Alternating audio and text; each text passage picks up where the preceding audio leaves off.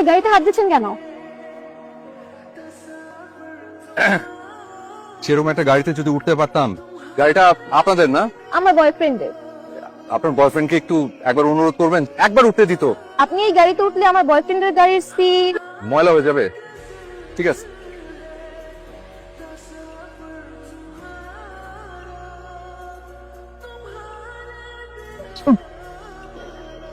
I'm really sorry আসলে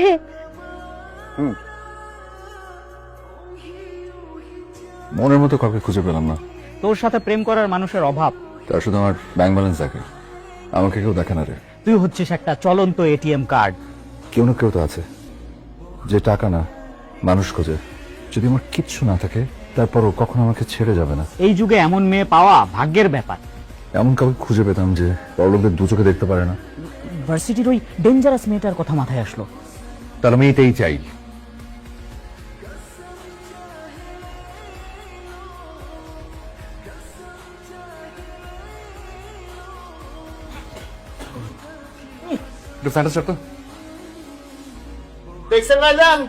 আপনার এই দামি ফোনটা লুকায় রাখবেন।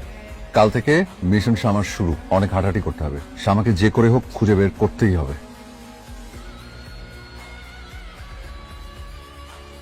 করছিস কেন? আমার পা শেষ চিটাগাংয়ের। এই মাথা থেকে ওই মাথা পর্যন্ত চষে ফেলেছি। চল আজকে আমরা চিলেকোঠায় ফিরে যাই, কালকে আবার দেখবো। চল না মাসাজ পার্লারে যাই। তুই দেখতে পাচ্ছিস যে আমার বুকটা কষ্টে ভেঙে যাচ্ছে।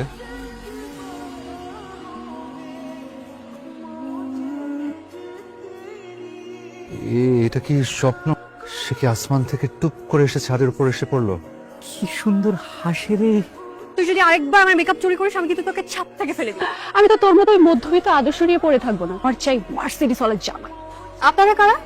আসসালামু আলাইকুম। এই রুমটায় নতুন সার্ভেন্ট নিয়েছি। সজীব ভাই আপনাদের কথা বলেছিল। আপনি কি করেন? আমি কিছু না, আপাতত বেকার। এই বাড়িতে যদি থাকতে চান তবে খুব সাবধান। বাড়িতে কোনো বড়লোকই চাল চলবে না। বড়লোকদের আমি দু চোখে দেখতে পারি না। আমিও বড়লোকদেরকে একদম সহ্য করতে পারি না। আপনাদের যদি কোনো হেল্প দরকার হয় তাহলে আম্বানি কেন, আমার আব্বু আমাকে বললেই হবে। কাদের ভাই, তুমি তো আপনার মহানুভবতা দেখে মুগ্ধ। আপনি হচ্ছেন এই রাজপ্রাসাদের আসল সেনাপতি। আমি একদম বাজি ধরে বলতে পারি যে পুরো হোটেলের শেফরাও আপনার কাছে কিচ্ছু না, নস্যি। কি স্বাদ। বড় লোকদের উপরে ওনার এত কেন রাগ? এটা হলো ঘৃণা।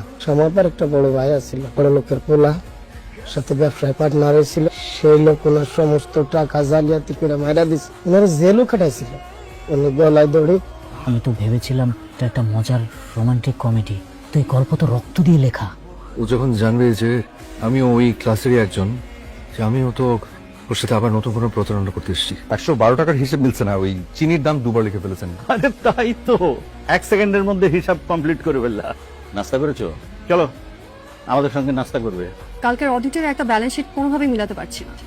তুইও রিফাতকে দেখা, ও তো অঙ্কে খুব ভালো। আপনি বোধহয় ডেফার ট্যাক্স আর ইকুইড এক্সপেন্সের এন্ট্রিটা দুবার করে ফেলেছেন। অত এটা আপনি কিভাবে করলেন? অথচ আমি 1 ঘন্টা ধরে এটা নিয়ে বসেছিলাম। তুমি কি মাঝে মাঝে একটু একটু আমাকে সাহায্য করতে পারবা? নিশ্চয়ই নিশ্চয়ই মানে বলছি। তাহলে বিকেল 5টায়। আচ্ছা উনি কি আগে কোনো বড় কোম্পানিতে চাকরি করতো? সেটাই তো ভাবছি।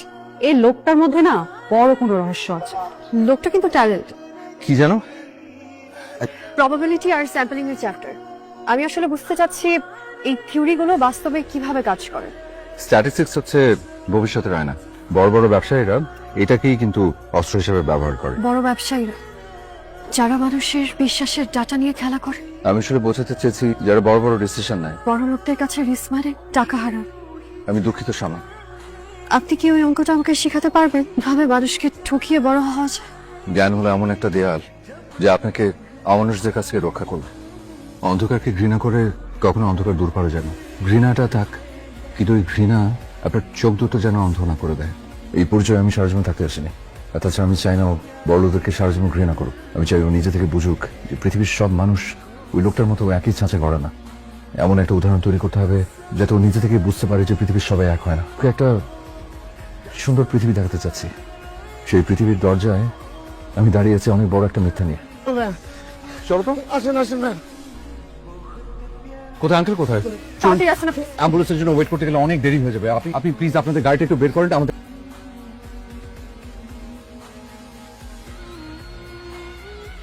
রিফাত ভাইয়া তো পাওয়ার কোথায় পেলো? আঙ্কেলকে কিভাবে কাঁধে তুলে নিলেন, আবার গাড়িও চালিয়ে নিয়ে আসলেন। চেহারা দেখেই কি তার আসল পরিচয় বোঝা যায়?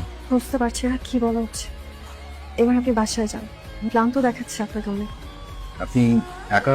আমি সামনে দিব। অনেক ধন্যবাদ আপনাকে। পুরো সুপারম্যান হয়ে গেলি।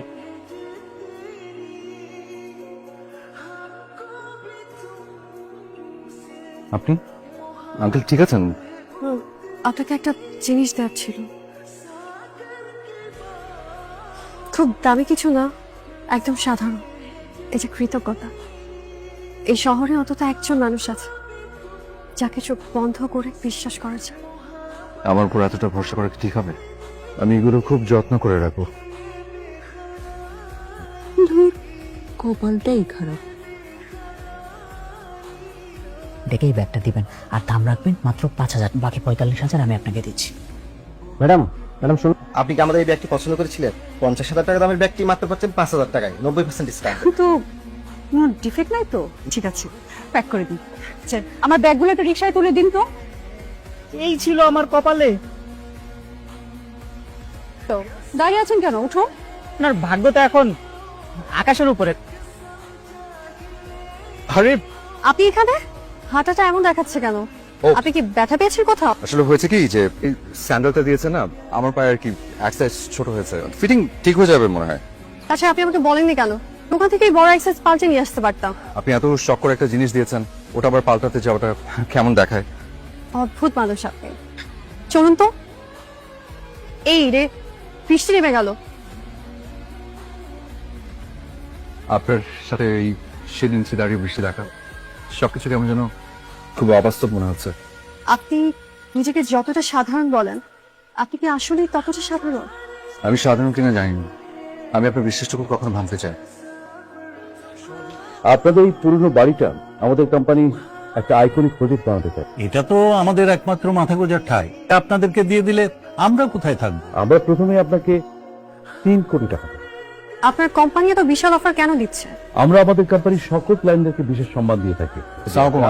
আঙ্কেল লুই, স্যার, আমি জিএম কাশেম, আপনি ওটা টিচার ছিলাম আঙ্কেল। আরে কাশেম ভাই, আমি তো মানে হঠাৎ করে দেখে আপনাকে চিনতে পারিনি, এখন তো আপনি স্যার উনি আমার টিচার ছিলেন। কিন্তু উনি তো আপনার চেয়ে মিনিমাম 10 বছরের বড়।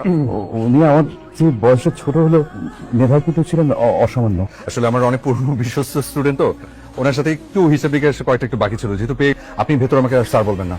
এখানে যে ডিলটা আপনি ফাইনাল করতে এসেছেন, আমি কিছু জানি না, আপনি অফারটা কমিয়ে দেন যাতে তারা রাজি না হয়। এই আজকের প্রজেক্টটা আমি নিয়ে পরে কথা বলবো। হ্যাঁ, রিফাত ভাই যখন আছে আপনাদের সব অংশ দিয়ে দেবেন। জি, আসসালাম আলাইকুম।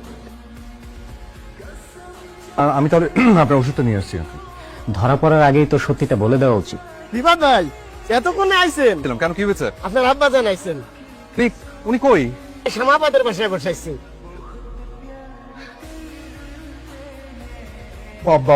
মা, তোর মা তোর নিয়ে খুব দুশ্চিন্তা করছিল। তোমার বাবা কিন্তু খুব মজার মানুষ। কি বিরল দৃশ্য। আমার ছেলেটার মুখে হাসি দেখার জন্য দিনের পর দিন, মাসের পর মাস কষ্ট করে তালি দেওয়া সাত পরে অফিসে গেছি। আমার তো কোনো ধন সম্পত্তি নাই, আমার ছেলেটাই হলো আমার রাজপ্রাসাদ। মামা তো দেখি পুরো শাহরুখ খানের জওয়ান লেভেলের অ্যাক্টিং করতে। আপনি কিন্তু আমাদের সাথে দুপুরের খাবার খেয়ে যান। আরেক জিনিসে খাওয়া যাবে, অনেক বড় মশা আছে। খেয়েই যান, আজ আমি নিজের হাতে রান্না করেছি। আমার মা যখন বলছে নিজে হাতে রান্না করেছে, সেটা কি না খেয়ে যাওয়া যায় না? শুধু তুই পছন্দ করলেই হবে? আমার সম্মতি লাগবে না? কি সরি বাপি, মেয়েটা আসলেই রত্ন। শ্যামা এবং তার পরিবারকে আমার খুব পছন্দ হয়েছে। তো প্রাসাদের ভিত যদি বাড়ির উপর তৈরি হয়, সেটাকে খুব বেশি দিন টেকে ওই ভুল পথে হাঁটছে ওটা। বাপি আমি আমাকে সবকিছু বলবো। মানুষ ভুলকে ক্ষমা করতে পারে, কিন্তু ধোকাকে কোনোদিন ক্ষমা করে। সবকিছু ঠিক করে রত্নটাকে জয় করে তবে বাড়ি করবে। হার্টবিট স্বাভাবিক করার ওষুধ। আজকে কি আমার বিশেষ দিন? আমি খুব সাধারণ একটা ছেলে, কিন্তু আমি তোমাকে অসম্ভব পছন্দ করি। একবার আমার কথা ভেবে দেখবে? তুমি না আসলে গাধা। টাকা থাকলে কোটিপতি হওয়া যায় না, সুন্দর একটা মন লাগে। কনা, তোমার সাহস তো বন্ধ না? তুমি আমার মেয়েকে ফুল দাও? কে তুমি? তুমি সিম্পল মেসে থাকা একটা ছেলে, চাল চুলার কোনো ঠিক নাই। নিজের চেহারাটা কোনোদিন আয়নায় দেখেছো? আমার বাবার কাছে গিয়ে তোমার নামে কমপ্লেইন করবো। যদি তোমাদেরকে ঘাট ধাক্কা দিয়ে ঘর থেকে বের করে না দেয়, আমরা এই বাড়ি থেকে চলে যাব। দাঁড়ান আন্টি, অনেক তো বললেন। এবার না হয় একটু শুনে যান। আপনি যাদেরকে মেসের সাধারণ ডাল খাওয়া মাস্টার ভেবে দূর করে তাড়িয়ে দিতে চাচ্ছেন, তারা এই দেশের টপ ক্লাস 1% এক Arsalan Rifat, legacy group of ইন্ডাস্ট্রিজের একমাত্র উত্তরাধিকার। আর আমি নাফিজ ইকবাল বিকি, ইউনিয়ন বাংলা ব্যাংকের মালিক রেদওয়ান ইকবালের ছেলে। আমরা কোনো টাউট পার্টনার নাই। শামা তো বড় লোকদের দুই চোখে দেখতে পারে না, ওর মতো ছেলে। শ্যামা, আপনি কখন যাচ্ছেন? মেস ছেড়ে কবে যাচ্ছেন সেটা জিজ্ঞেস করছি। আর আপনার এই দারিদ্রতার নাটক তো শেষ। মির্জা আরসালান রিফাত, কি বলছেন? আমি আসলে সব জেনে গেছি আমি। আপনি আমাদের বিশ্বাস নিয়ে খেলেছিলেন রিফাত। কোনো বিশ্বাস রেখে নেই। আপনি বড় লোকদের পছন্দ করেন না, তাই জগতে এসেছিলেন। না। আমি বলছি আপনার আসল উদ্দেশ্য কি ছিল? আমাদের এই বাড়িটা লেগেসি গ্রুপ এখানে লাক্সারি অ্যাপার্টমেন্ট বানাবে ছিল না সম্ভব, প্লিজ। আমি সবাই কিচ্ছু জানতাম না। বড়লোকের ছেলে আমাদের চিলেকোঠায় এসে ওঠা কোইন্সিডেন্স। আপনার বাবার গরিব সাজা কোইন্সিডেন্স। আসলে আপনারা এমনই বিশ্বাসঘাতক। আপনাদের মতো অমানুষদের জন্যই আমার সহজ সরল ভাইটা তার জীবন শেষ করে দিয়েছে। মানুষের সরলতার সুযোগ দিয়ে টাকা কাম। কত টাকা লাগে আপনাদের? আমি তোমাকে যথেষ্ট।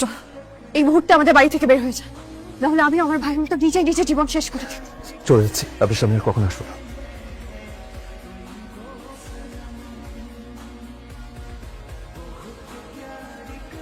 ফাত এমন ছেলে না মেসে থেকে ডাল ভাত খাচ্ছে, ল্যান্ডের জন্য শামার পিছনে ল্যাংড়া ঘোড়ার মতো ছুটতেছে। আজকে দেখলাম স্যার আবার বাসা থেকে বের করে দিয়েছে।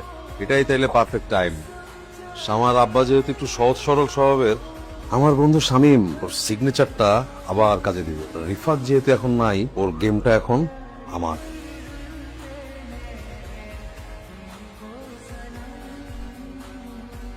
আসসালামু আলাইকুম। তোমার এত বড় সাহস? কোন সাহসে আমার বাড়িতে এসছো? এই পুরনো কাসুন্দি ঘাইটা কি লাভ বলেন তো? আপনার ছেলে ব্যবসা বোঝে নাই, লস করছে, এই দায় তো আমি সারা জীবন টেনে বেড়াতে পারবো না। পারবো? নিজেকে শেষ করেনি, তুমি তাকে খুন করেছো। এই মুহূর্তে আমার বাড়ি থেকে বেরিয়ে যাও, বেরিয়ে যাও আমার আপনার বাড়ি থেকে? এই বাড়িটা কি আসলে আপনার আঙ্কেল? শামীম নিজ হাতে সাইন করে আমার কাছ থেকে টাকা নিয়ে দলিলটা মর্গেজ করে গেছিল। দুদিন আপনাদেরকে কিছু বলি নাই, দয়া করে থাকতে দিচ্ছিলাম। লেগেসি গ্রুপের রিফাতের কাছে বিক্রি করা নিয়ে একটা নাটক করতেছেন। আমার ছেলে মরার আগে কোনো দলিলে সই করেনি, তুমি নকল সই করেছো। এটা আপনার হাতে 48 ঘন্টা সময় আছে, আপনি এই বাড়ি ছেড়ে চলে যাবেন। না হয় মানে 8 কোটি টাকা পুরোটা দিতে হবে ক্যাশ। বাড়িতে থাকার একটা রাস্তা আছে। হয়েছে কি, আমার সেকেন্ড ডিভোর্সটা হয়ে যাওয়ার পর থেকে আমি অনেক একা হয়ে গেছি। আপনি যদি আপনার মেয়ে শামাকে আমার হাতে তুলে দেন, আমি নিজ হাতে এই দলিল ছিঁড়ে আগুনে পুড়ায় ফেলাবো। আপনার ছেলের কাছে আমি যা টাকা পয়সা পাই সব আমি মাফ করে দিব। আমি রাস্তায় থাকবো, তবু তোর মতো পশুর হাতে আমার মেয়ে তুলে দেবো না। আমি শুধু তোমাকে চাই। এই বুড়া বয়সে তোমার বাবা মা রাস্তায় নামবে? চরিত্র আর খুনিকে বিয়ে করার চাইতে রাস্তায় বসে ভিক্ষে করার চেয়ে অনেক বেশি সম্মান। এদের এত জিত ভালো না আঙ্কেল। 48 ঘন্টা সময় দিচ্ছি আপনাদেরকে। আপনি আসার আগে আমি আপনাকে জেলের ভাত খাও।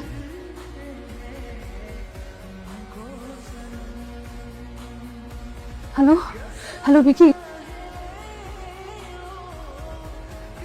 শ্যামা আমাকে ওর সামনে যেতে মানা করেছে, বলেছে আমি ওর সামনে গেলে ও নিজেকে শেষ করে দেবে। ও আমাকে বিশ্বাস করে না বিকি। আর এত কিছু জানার পরে তুই চুপচাপ বসে আছিস। তুই তোর ইগো নিয়েই বসে থাক, আমি একাই যাবো। শক্তি থাকা সত্ত্বেও যেটা সঠিক ব্যবহার করে না কাপুরুষ বলে দিত। 48 ঘন্টা তো পার হয়ে গেছে আঙ্কেল, ক্রস করে গেছে।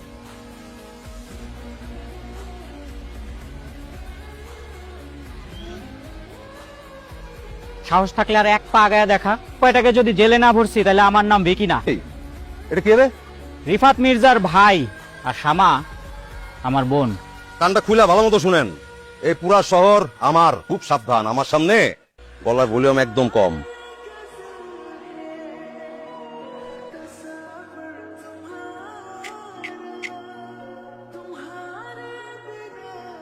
মির্জা সাহেবও চলে আসছেন দেখতেছি। আপনি আবার আপা পুরাইতে হেনে আসছেন না? হ্যাঁ, তুই কি পাগল? তুই একা আসছিস কেন? পুলিশ নিয়ে আসছিস না? তো ভেবেছিলাম একা এসে সব সামাল দিয়ে কোনার মাকে ইমপ্রেস করে ফেলব। আমিও শ্যামাকে ইমপ্রেস করার জন্য একাই আসছি। গল্প গুজব করলে আপনার অফিসে গিয়া করেন, কোনো আলাপ আলোচনা চলবো না। যান বেরন।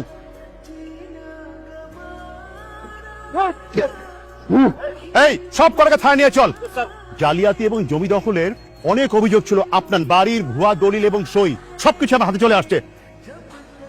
আমি ডিসি আনোয়ার হোসেন। আইন থাকতে কেন খামাখা আপনার এই কাজটা করতে যাচ্ছে? থ্যাংক ইউ ডিসি সাহেব। দুনিয়াটাই এমন, একই রক্ত মাংসের গড়া মানুষ। একজন আমাদের সবকিছু গ্রাস করতে চাইছে, আর একজন বিজয় আভিজাত্য বিসর্জন দিয়ে আমাদের রক্ষা করতে মুখ চিতিয়ে দাঁড়িয়েছে।